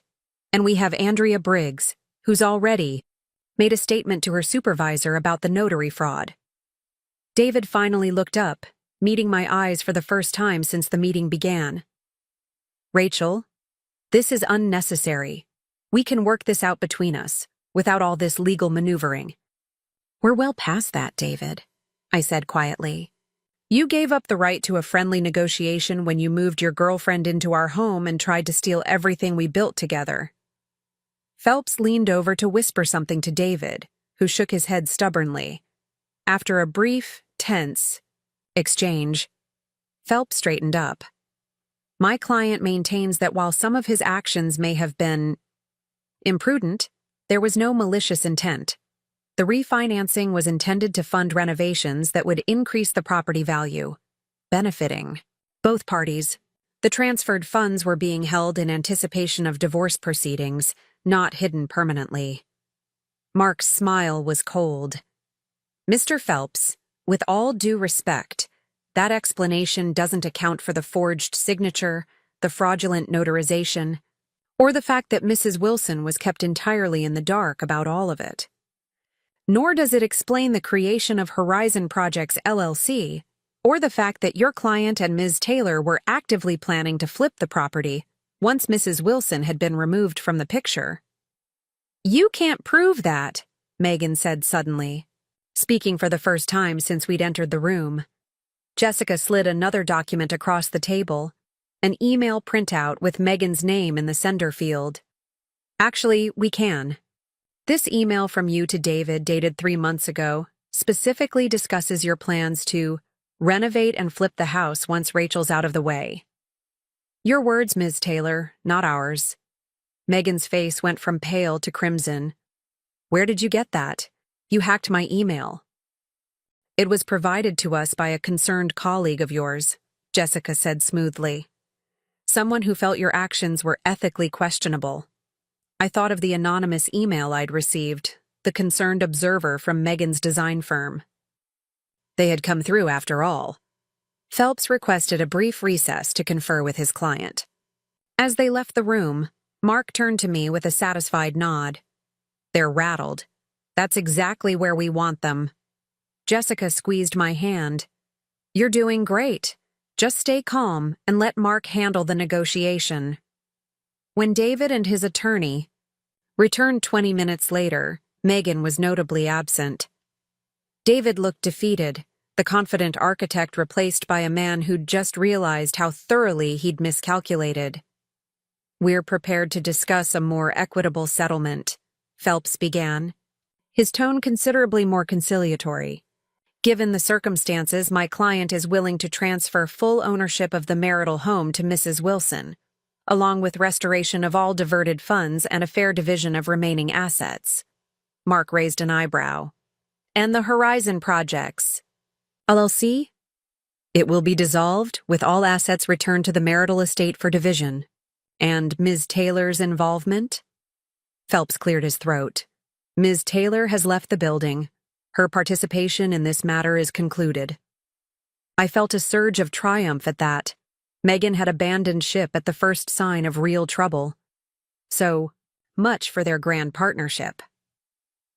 Over the next 2 hours, we hammered out the details of the settlement. In addition to the house, I would receive half of our retirement accounts, compensation for the emotional distress of the situation, and a substantial portion of the diverted funds.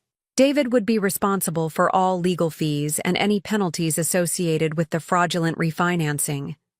In return, I agreed not to pursue criminal charges related to the forgery. A concession Mark advised was reasonable given the strength of our settlement. The entire agreement was contingent on David moving out of the house immediately and having no contact with me except through our attorneys.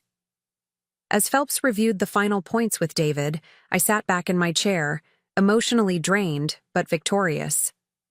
The home I'd poured my heart into would remain mine.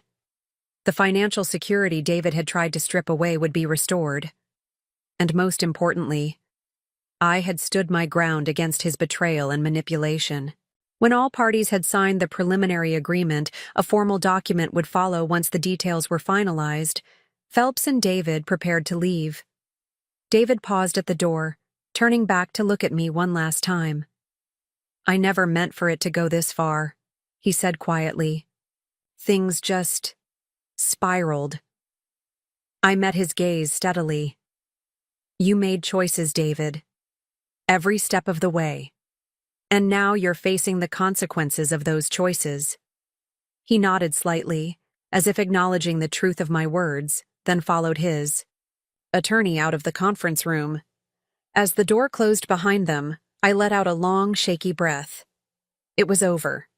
Not the legal process, that would take months to fully resolve, but the confrontation, the moment of reckoning I'd been dreading and preparing for since walking into my changed home. "Congratulations, Rachel," Mark said warmly. "You stood firm. When many would have crumbled, that took real courage." Jessica was beaming. "I told you he'd cave once he realized what he was up against. Men like David always do. They talk big but fold when actually challenged." I smiled, feeling lighter than I had in days. "What happens now?" "Now," Mark said, gathering his documents, "we formalize everything. David has agreed to vacate the property by tomorrow evening. We'll have the locks changed immediately afterward. A forensic accountant will trace and recover the diverted funds. And you, Rachel, can begin rebuilding your life on your own terms." As we left the conference room, I felt a strange mix of emotions: relief, vindication, lingering anger, and underneath it all, a quiet sadness for what had been lost.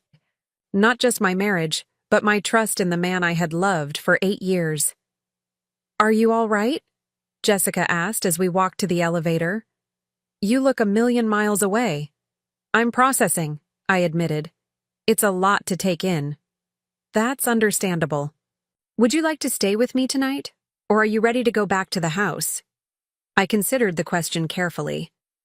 Going home meant facing the empty spaces where David's things had been, sleeping alone in a house designed for two. But it also meant reclaiming my territory, beginning the process of making it fully mine again. "I think I need to go home," I decided. "But would you mind coming with me? Just to check that everything's secure?" "Of course," Jessica said immediately. "I'll even stay over if you want company.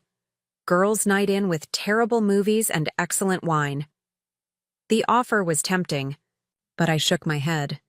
"Thanks, but I think I need some time alone. Just knowing you're available if I need you is enough." We parted ways in the parking garage, agreeing to meet at my house in an hour. As I drove home, I took the scenic route along the harbor, windows down, letting the salt air clear my head. For the first time in days, I felt like I could breathe fully. When I arrived home, the house was quiet and empty. David's car was gone from the driveway, as was Megan's BMW. In the kitchen, I found a note on the counter in David's handwriting, "Taking essential items tonight. We'll arrange for the rest to be moved tomorrow. Key on the hook when I leave." It was surreal, this civil end to what had been a chaotic, painful few days.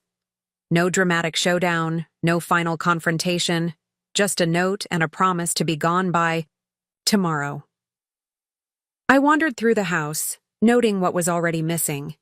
David's laptop from the office desk, his favorite whiskey glasses from the bar cabinet, the vintage record player he'd inherited from his grandfather. Small pieces of his life already being extracted from the fabric of ours. In the master bedroom, signs of hasty packing were evident.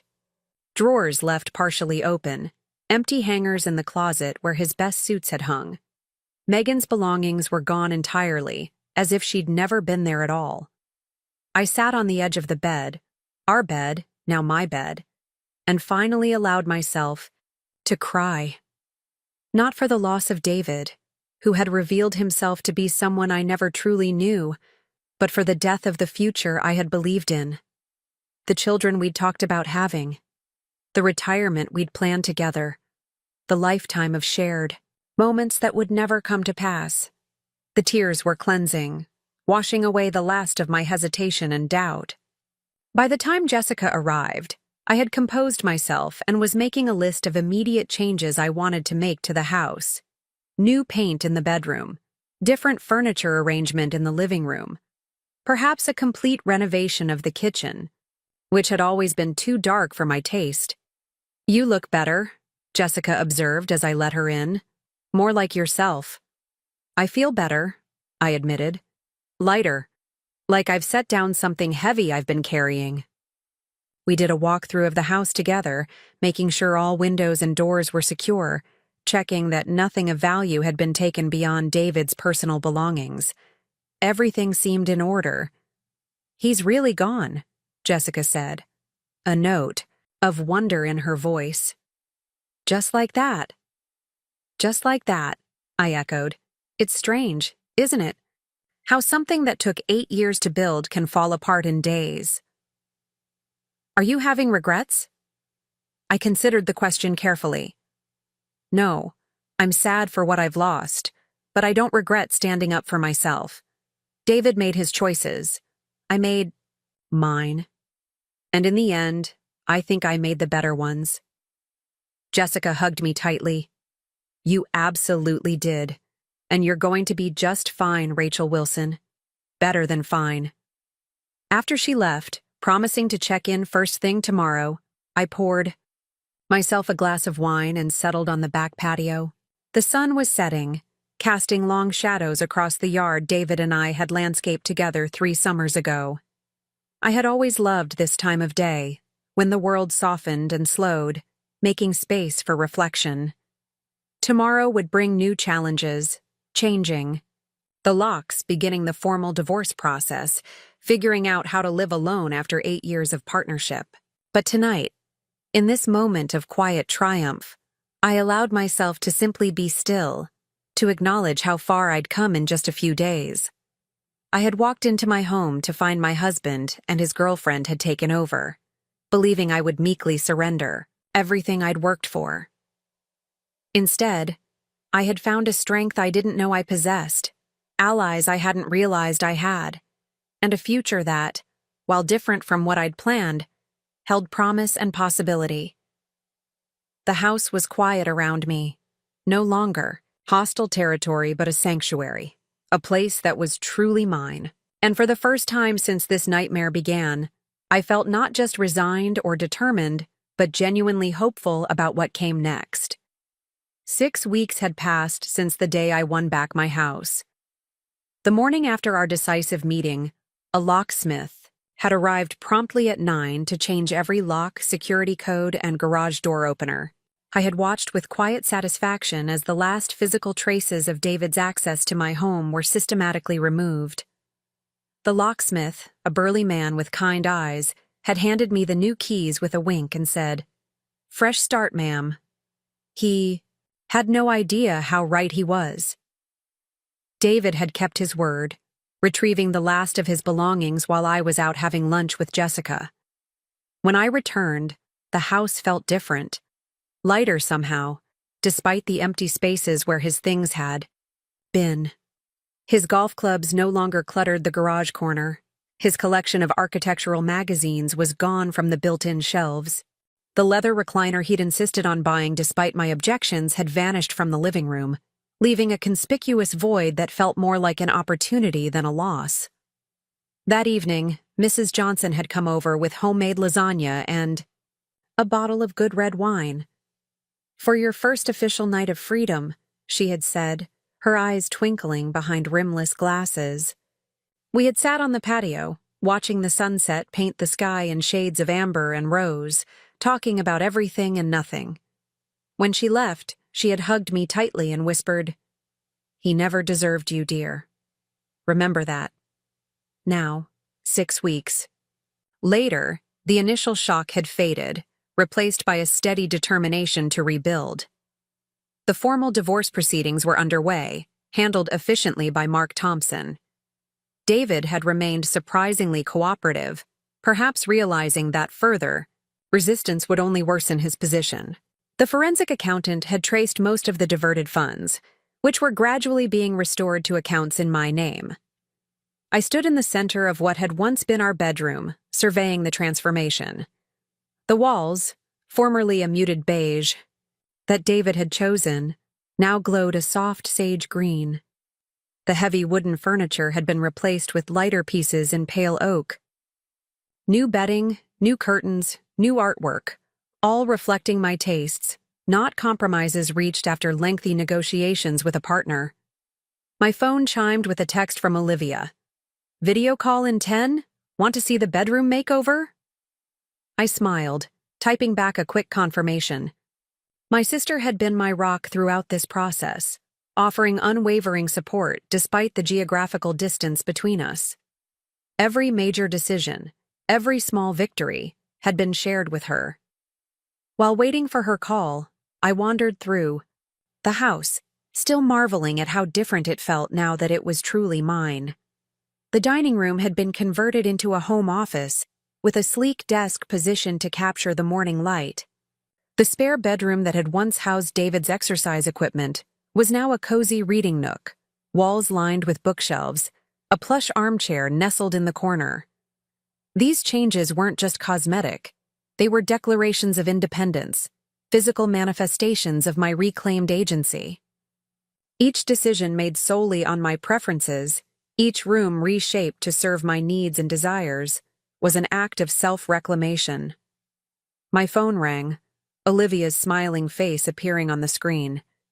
"Show me the green room," she demanded by way of greeting. I laughed, flipping the camera to give her a virtual tour of the transformed bedroom. "What do you think? Too much?" "It's perfect," she declared. "Exactly what you described. How does it feel sleeping in there now?" "Peaceful," I admitted.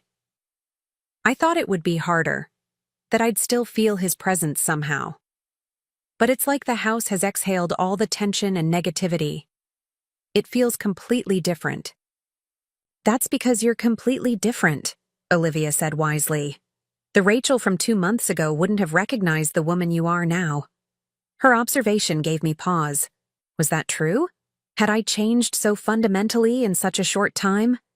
I considered the question as I continued showing her the other changes I'd made to the house. "You might be right," I said finally. "I feel different. Stronger, certainly. More confident in my decisions. Less willing to compromise on things that matter to me." "All good things," Olivia noted. "Though I'm still mad at David for putting you through this. I have to admit, the woman who emerged from this nightmare is pretty spectacular." After our call ended, I sat in my new reading nook, contemplating Olivia's words. The transformation hadn't been easy or painless. There had been nights when I'd cried myself to sleep, mornings when I'd awakened feeling lost and alone. The betrayal had cut deep, leaving scars that were still tender to the touch. But alongside the pain, something unexpected had blossomed, a profound appreciation for my own resilience. I had faced one of my worst fears, being abandoned and manipulated by the person I trusted most. And I had not only survived, but prevailed. My phone chimed again, this time with an email notification. The sender was Andrea Briggs, the bank employee whose confession had provided crucial leverage in our negotiations with David. "Dear Mrs. Wilson," she wrote, "I wanted to let you know that I've accepted a position at another financial institution. Before leaving First National, I completed all necessary documentation regarding the irregularities in your refinancing case. Your attorney should have everything needed to fully resolve the situation. I also wanted to apologize again for my role in what happened. It was a serious lapse in judgment that I deeply regret. I wish you all the best moving forward." I forwarded the email to Mark, adding a brief note of my own. "Closure on another front. How are we progressing with the refinancing reversal?" His response came within minutes. "Final paperwork should be ready for your signature next week. The bank has been surprisingly accommodating, likely motivated by their desire to avoid any hint of scandal. Once completed, the house will be solely in your name, free from the additional debt David attempted to saddle it with." I set the phone down, feeling another small weight lift from my shoulders. One by one, the loose ends were being tied up, the damage repaired, the path forward cleared. Of obstacles, a knock at the front door interrupted my thoughts. Through the peephole, I saw Sam Cooper from across the street, holding what appeared to be a small plant. "Housewarming gift," she announced when I opened the door. thrusting the potted herb toward me. It's rosemary, for remembrance, and also for really good roast chicken. I laughed, inviting her in. It's not exactly a new house, Sam.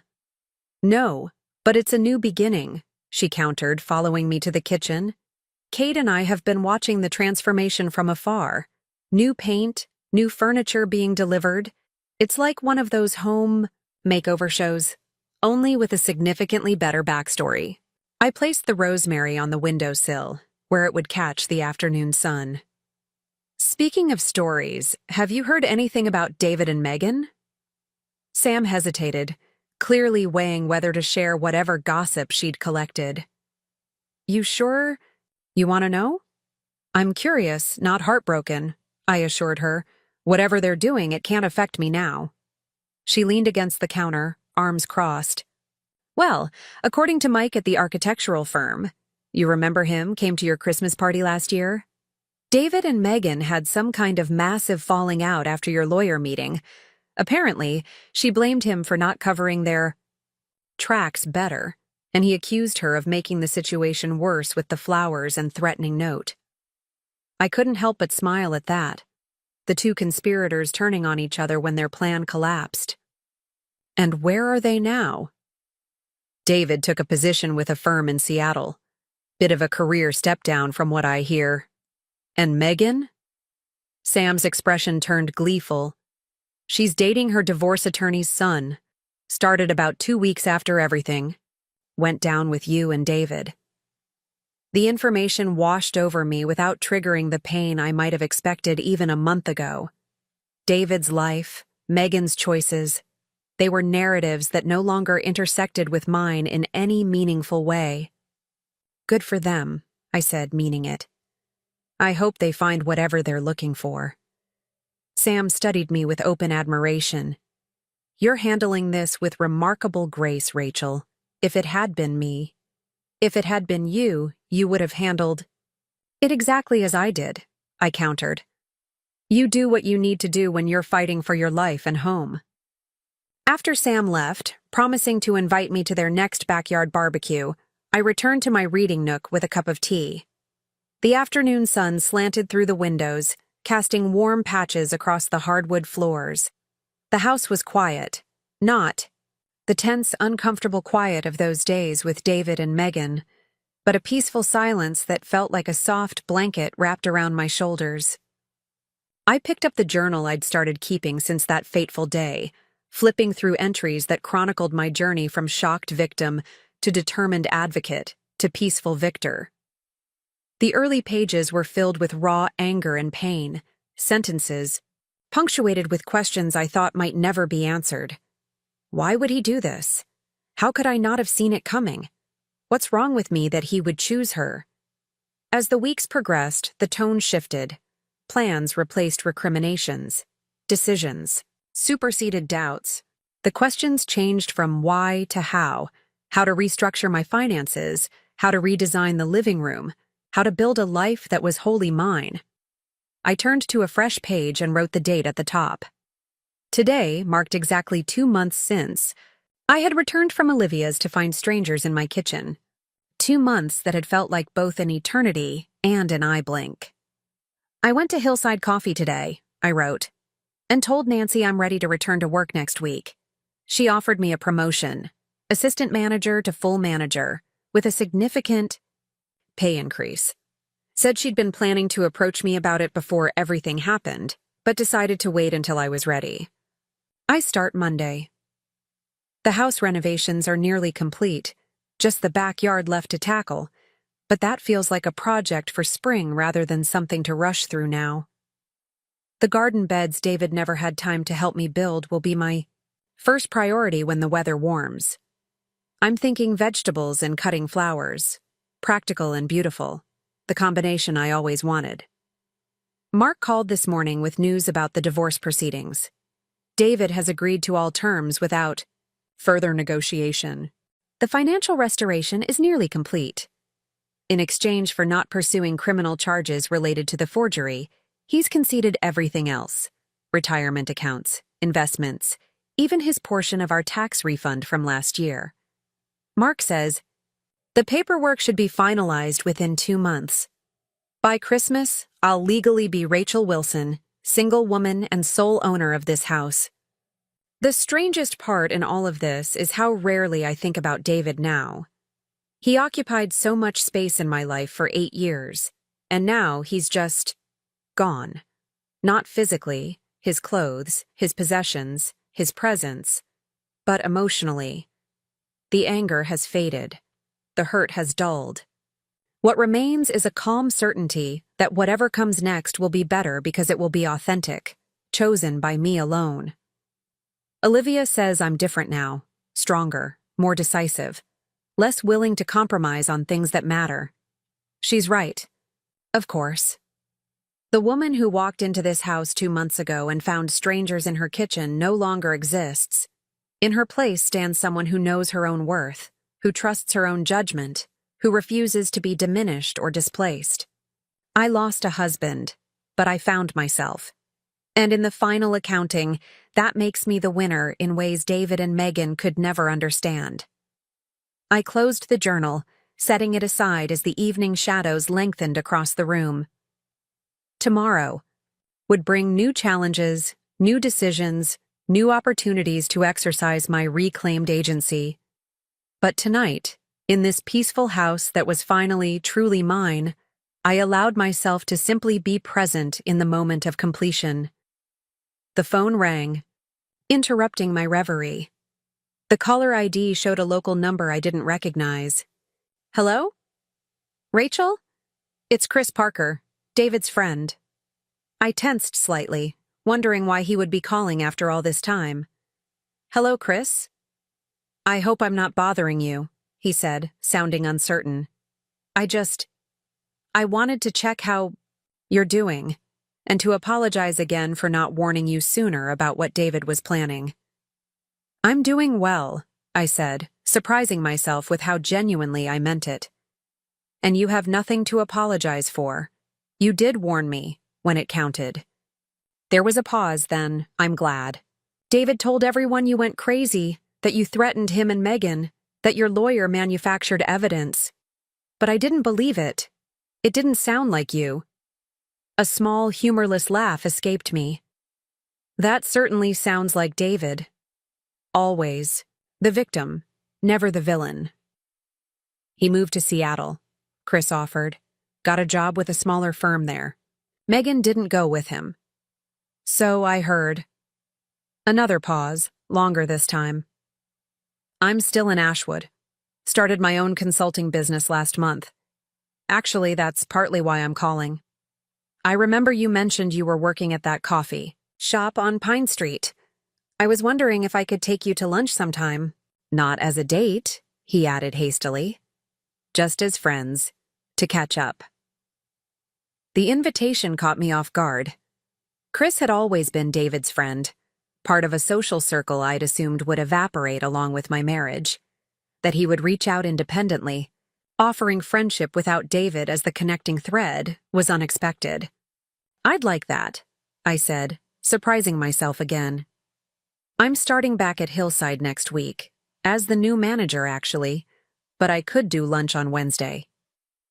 We made arrangements to meet at a small bistro near the coffee shop, the conversation easy and uncomplicated. When we hung up, I found myself smiling. Not because I had any romantic interest in Chris, but because his call represented yet another way my life was expanding beyond the narrow confines David had tried to impose. New. Job, new friends, new possibilities. All because I had refused to be pushed out of my own home, refused to accept the narrative David and Megan had scripted for me. I moved to the back patio as twilight descended, wrapping a soft throw around my shoulders against the evening chill. The yard was shadowy now, the flower beds dormant, waiting for spring's renewal.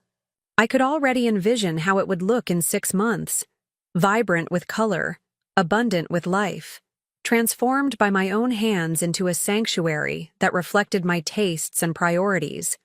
Just like the house. Just like my life. The sky darkened, stars emerging one by one in the velvet expanse above.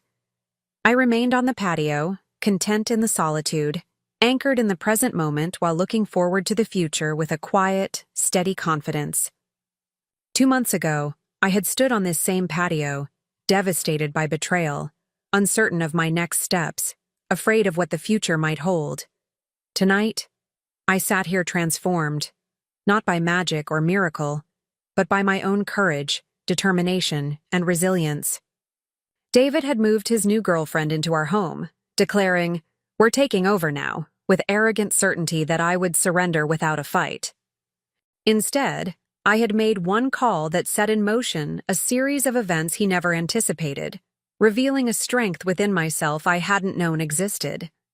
The house was quiet around me, peaceful in a way it had never been during my marriage. My home, my sanctuary, my victory. And as the night deepened, stars multiplying across the darkened sky, I made a silent promise to myself. Whatever came next, challenges or opportunities, setbacks or triumphs, I would face it with the same courage and determination that had brought me through the darkest chapter of my life into this moment of hard-won peace. Up next, you've got 2 more standout stories right on your screen. If this one hit the mark, you won't want to pass these up. Just click and check them out.